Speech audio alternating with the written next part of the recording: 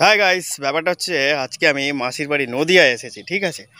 আর আমাদের শহরে যেরকম বলো ধুলো ধোয়ার মাঝে তুমি ফ্রেশ এয়ার কোথায় পাবে, কিন্তু এইখানে দেখো একটা তুমি ফ্রেশ এয়ার নিতে পারবে। একটা আলাদাই অনুভূতি, তাই না?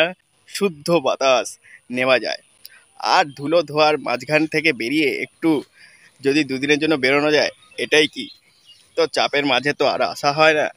তাই ভাবলাম যে একটু বিকেল বিকেল করে এসছে, 5টা সাড়ে 5টা বাজে, তাই ভাবলাম একটু একটু সানসেটের ভিডিওটা করি।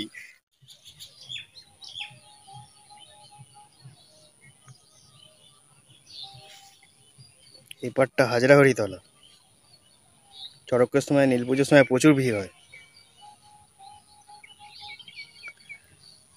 বাহ, আকাশটা ভালোই করে আছে সূর্যাস্তের সময়।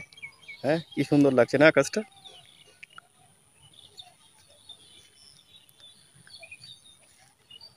হেভি লাগছে।